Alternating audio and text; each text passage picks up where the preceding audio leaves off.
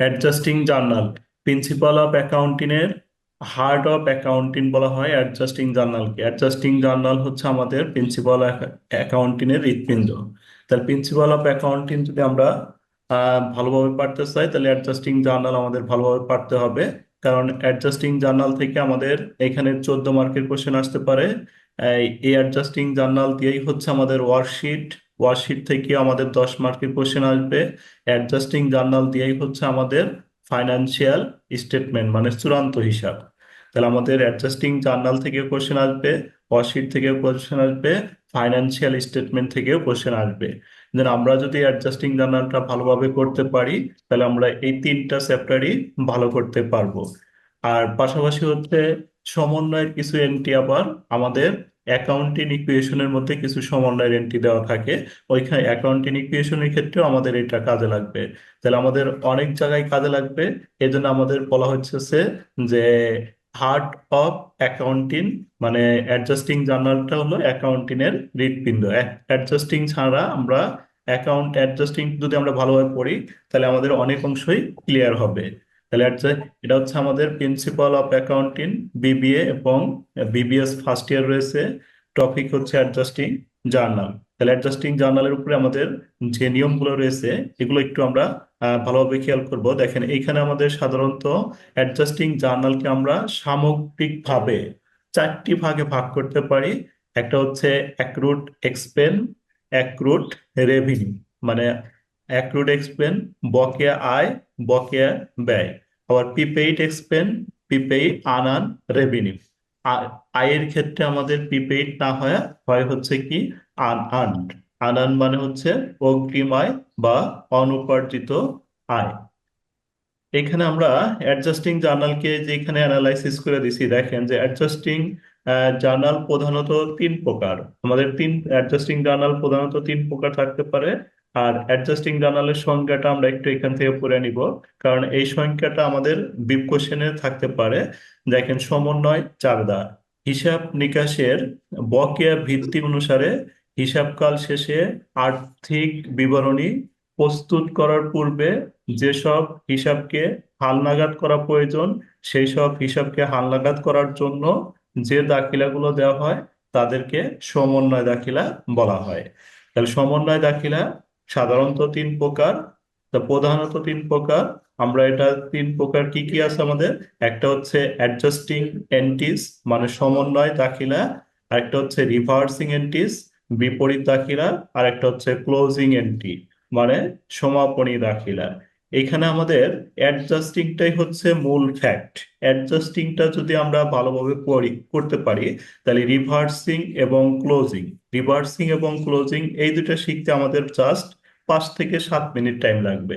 আমাদের অ্যাডজাস্টিংটাই হচ্ছে অনেক অংশে একটু বড়। অ্যাডজাস্টিংটা আমরা ভালো করে শিখলে এই দুইটা এমনি হয়ে যাবে।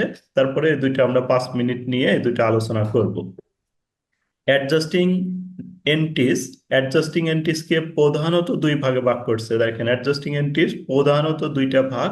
একটা হচ্ছে কি একটা হচ্ছে আমাদের প্রিপেইড, আর একটা হচ্ছে আমাদের অ্যাক্রুড। মানে প্রিপেইড একটা, আর একটা হচ্ছে অ্যাক্রুড মানে একটা অগ্রিম, আর একটা হচ্ছে বকেয়া।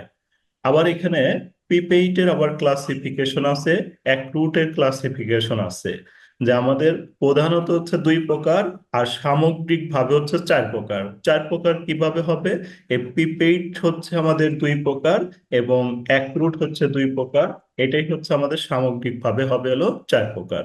যেমন প্রিপেইড এর মধ্যে আমাদের থাকতে পারে হচ্ছে প্রিপেইড এক্সপেন্স, আর একটা হচ্ছে আন রেভিনিউ মানে ব্যয়ের অগ্রিম। ব্যয়ের অগ্রিমটা হচ্ছে আমাদের একটা অ্যাসেট মানে সম্পত্তি। আর একটা হচ্ছে আয়ের অগ্রিম মানে অনুপার্জিত আয়। আয়ের অগ্রিমটা হচ্ছে আমাদের লায়াবিলিটিস বা দায়। তারপর আমাদের বলছে অ্যাক্রুড। অ্যাক্রুড আবার 2 প্রকার। একটা হচ্ছে অ্যাক্রুড এক্সপেন মানে ব্যয়ের বকেয়া, ব্যয়ের বকেয়াটা হবে দায়। আর একটা হচ্ছে আমাদের এই অ্যাক্রুড এক্সপেন, আর একটা হচ্ছে আমাদের আনার্নড রেভিনিউ। সরি, এটা আনার্নড রেভিনিউ না, এটা হচ্ছে অ্যাক্রুড রেভিনিউ হবে। জি। অ্যাক্রুড রেভিনিউ, অ্যাক্রুড রেভিনিউ মানে বকেয়া আয়। তাহলে বকেয়া আয়টা হচ্ছে আমাদের সম্পত্তি। তাহলে আমাদের এরপরে দেখেন আমরা এই যে এখানে ক্লাসিফিকেশনটা লিখছিলাম সামগ্রিকভাবে এটা চারটা। আর এই চারটা করতে পারলে আমাদের প্রায় অনেক অংশ ক্লিয়ার হয়ে যাবে। তাহলে আমাদের এইখানে আমরা প্রথমে যে এক্সাম্পলটা নিয়ে আলোচনা করব এটা হচ্ছে অ্যাক্রুড এক্সপেন। অ্যাক্রুড এক্সপেন বা বকেয়া খরচ। দেখ বলছে সেবা গ্রহণ বা পণ্য ক্রয় করা হয়েছে কিন্তু প্রতিদান পরিশোধ করা হয়নি, তাকে বকেয়া খরচ বলা হয়। সেবা গ্রহণ করছি, ধরেন আমি একজন কর্মচারী রাখছিলাম, কর্মচারী দিয়ে আমি সারা মাস সেবা নিছি কিন্তু তাকে টাকাটা দিইনি, বেতনটা পরিশোধ করিনি। তাহলে সেবা নিছি কিন্তু টাকাটা দেইনি, এটা হচ্ছে আমাদের বকেয়া খরচ। যেমন এখানে আমরা এক্সাম্পল হিসাবে কিছু এন্ট্রি নিয়েছি, যেমন salary are to be paid. Salary are to be paid মানে বেতন প্রদান করা হয়নি।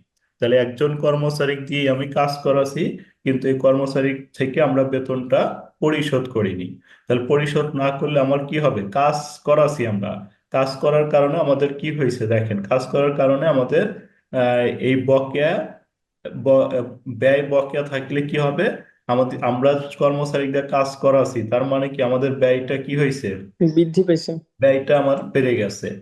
তাহলে ব্যয়টা বৃদ্ধি পাওয়ার জন্য এটা আমাদের ব্যয়টা ডেবিট করতে হবে। আর অপর পক্ষে এই যে কর্মচারী আমার আজ হোক কাল হোক আর কিছুদিন পরে হোক এই টাকাটা আমাকে দিতেই হবে। যে পর্যন্ত না দেব দা- সে পর্যন্ত তার কাছে আমার একটা দায় দায় থাকে। হবে। তাহলে আমাদের দুইটি ঘটনা ঘটছে, একটা হচ্ছে ব্যয় বৃদ্ধি আর একটা হচ্ছে দায় বৃদ্ধি। তাহলে কি ব্যয় বৃদ্ধি পাইছে, স্যালারি নামক ব্যয় বৃদ্ধি পাইছে। তাহলে স্যালারির সাথে আমরা salary expense. Expend, salary expend debit. আর কি দায় বৃদ্ধি পাইছে, স্যালারি পেয়েবল। Salary payable. তাহলে আমরা লিখবো salary expend debit, salary payable credit. Credit. এখন আমাকে যদি বলা হয় কেন ডেবিট করলাম, তাহলে এই যে এখানে বলতে হবে যে স্যালারি এক্সপেন্ড দ্বারা আমার ব্যয়টা বাড়ছে, এই জন্য স্যালারি এক্সপেন্ডটা ডেবিট। আর স্যালারি পেয়েবল দ্বারা আমার দায় বৃদ্ধি হয়েছে, এই জন্য স্যালারি পেয়েবল ক্রেডিট। তাহলে কি আমরা এই যে এন্ট্রিটা বুঝতে পারলাম ভাই? জি ভাই, জি ভাই। তারপরে সেম এটা দেখেন, রেন্ট এক্সপেন্স আনপেইড মানে ভাড়া অপ্রদত্ত রয়েছে, তাহলে এটা কি হবে, rent expense, rent expense debit হবে। রেন্ট এক্সপেন্স ডেবিট আর রেন্ট আর rent payable payable credit. Credit. তারপরে ভাই ওয়েজেস নট পেইড, তাহলে ওয়েজেস নট পেইড মানে মজুরি এক্সপেন্স। রয়েছে। হ্যাঁ, wages expense debit, wages payable credit. তারপরে insurance with insurance paid, will insurance be paid, এটাও বাকি আছে। এটা বকেয়া। তাহলে আমার insurance expense insurance debit, insurance expense insurance payable credit. Debit, insurance payable credit. আচ্ছা এই 5 নম্বর এন্ট্রিটা আমরা পরে শিখি। তারপরে বলছে হচ্ছে ইউটিলিটি এক্সপেন্ড ডিউ।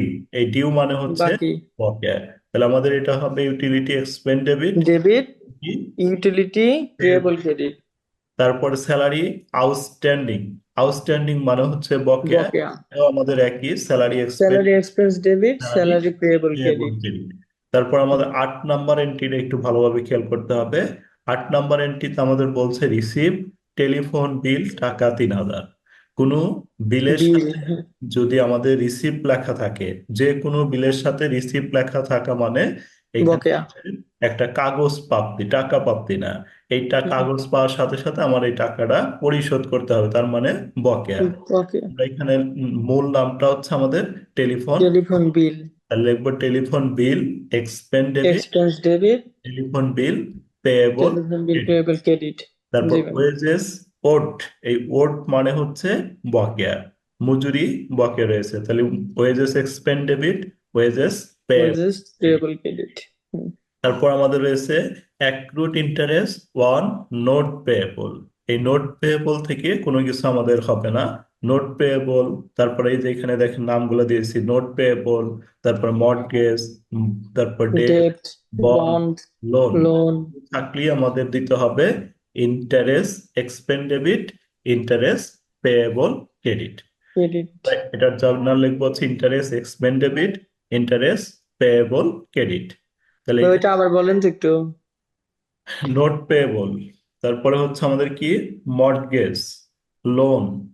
এই যে দেখেন লিখে দিই আমি, নোটস পেয়েবল, নোটস পেয়েবল, তারপরে হচ্ছে বন্ড, লোন, ডেপ্ট, বন্ড, লোন, তারপর হচ্ছে ডেট, তারপর ডিবেঞ্চারও হবে তো না ভাই? হ্যাঁ ডিবেঞ্চার, তারপর মর্টগেজ। এগুলো হচ্ছে ভাই ঋণ, মানে মর্টগেজ। এগুলো হচ্ছে আমাদের কি ঋণ। এই ঋণের উপরে আমাদের সুদ দিতে হবে।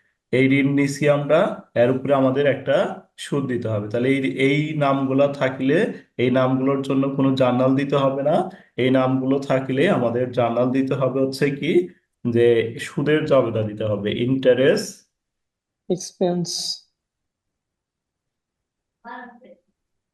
Interest expense, interest expense debit, আর হচ্ছে আমাদের ইন্টার ইন্টারেস্ট পেয়েবল ক্রেডিট। সেটাই থাক।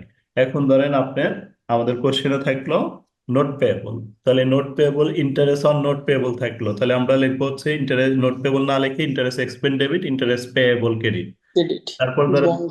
10% বন্ড, 10% হুম। বন্ড টাকা দেওয়া থাকলে একটা, তাহলে পার্সেন্টেজ কেটে যে টাকাটা হবে এটা সুদ। তাহলে এর জন্য জার্নাল করবো interest expense debit, interest payable credit.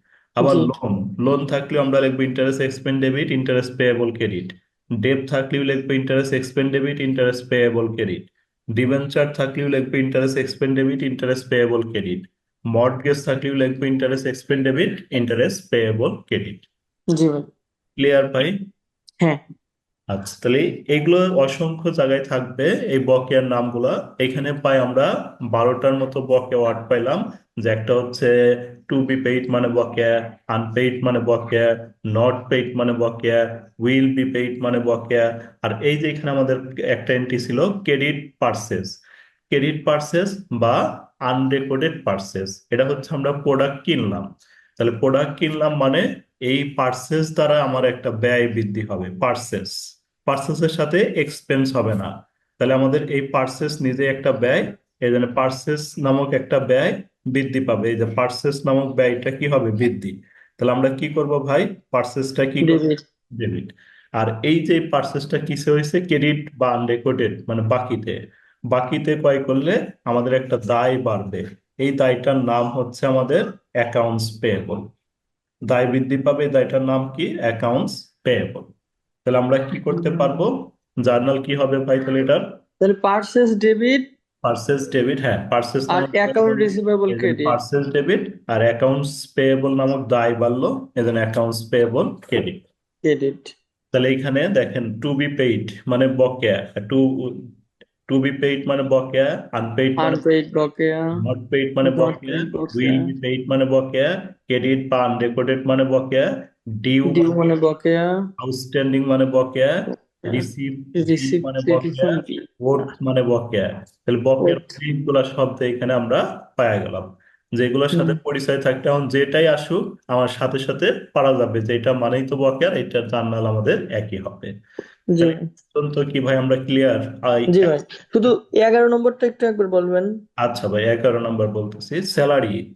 স্যালারির টাকা 1,000 will be paid next month. Next month মানে মজুরি, বেতন 1,000 টাকা আমরা পরবর্তী মাসে দিলাম। যে একজন কর্মচারী ধরেন 5,000 টাকা বেতন, বললাম ভাই এই মাসে তুমি 4,000 টাকা নাও, তাহলে পরের মাসে আমি তোমাকে 1,000 টাকা দিব। যে এই মাসে আমার একটু টাকা ঘাটতি আছে, পরের মাসে আমি 1,000 টাকা দিব, তার মানে এই মাসের জন্য কি রাখলাম? বকেয়া রাখলাম।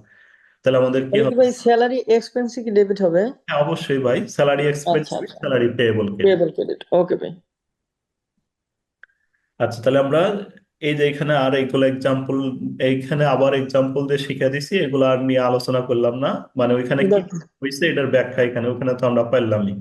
এই স্যালারি টু বি পেইড, এটার তো কি কি হয়? এই যে ইনকাম স্টেটমেন্টে যায় আমাদের, এই যে দেখেন কিভাবে ব্যয়টা বাড়ে। একটা স্যালারি একটা থাকবে, যে স্যালারি থাকবে তার সাথে কি আনপেইড স্যালারিটা কি হবে? যোগ হবে। তাহলে যোগ হলে পরে এখানে তো একটা নির্দিষ্ট পরিমাণ কিছু টাকা থাকবে, তার সাথে যোগ হলে টাকাটা কি হয়ে যাবে? বেড়ে যাবে। এই জন্য হচ্ছে এখানে বলছে ব্যয়টা বৃদ্ধি। আর এই যে ব্যালেন্স শিটে যায় এই স্যালারি পেয়েবলটা বা আনপেইড স্যালারি পেয়েবলটা দায় পাশে গেছে, এই জন্য দায়টা বৃদ্ধি। এই যে এইখানে হচ্ছে আমাদের দুইটা ঘটনা, একটা হলো ব্যয় বৃদ্ধি, ব্যয়টা বৃদ্ধি হবে এই যে এইভাবে ব্যয়টা বৃদ্ধি হয়। যে স্যালারি ইনকাম স্টেটমেন্টে যা স্যালারির সাথে যোগ করে দিলে আমার ব্যয়টা বাড়া দিবে, আর এটা হচ্ছে আমাদের এই যে দায় পাশে নিয়ে বসাইতে হবে, দায়টা বাড়বে। এই জন্য এর জার্নালটাও এখানে একটা দিয়ে আমি এক্সাম্পল দিয়ে শিখে দিচ্ছি, salary expend debit, salary payable credit, আমরা তো সবগুলাই প্র্যাকটিস করলাম না ভাই? জি ভাই, আর নিচের ওই ইয়াটা কি লেখেন যেন ভাই, নোটটা কিভাবে লেখে? To total record. এই যে এটা টু রেকর্ড লেখা, টু রেকর্ডটা লিখবেন, অ্যাডজাস্টেড লিখবেন, লেখার পরে স্যালারি পেয়েবল, এই যে ক্রেডিট যে এন্ট্রিটুক হইলো এই যে, এখন জি যদি ওয়েজেস পেয়েবল হয় তাহলে এখানে ওয়েজেস পেয়েবল লিখবেন, যেমন wages expend debit, wages payable credit, তাহলে এখানে to record adjusted wages payable. যদি আমাদের হয় interest expend debit, interest payable credit, তাহলে আমরা এইটুক সেম লিখবো, to record adjusted interest payable. ঠিক আছে ভাই? জি ভাই।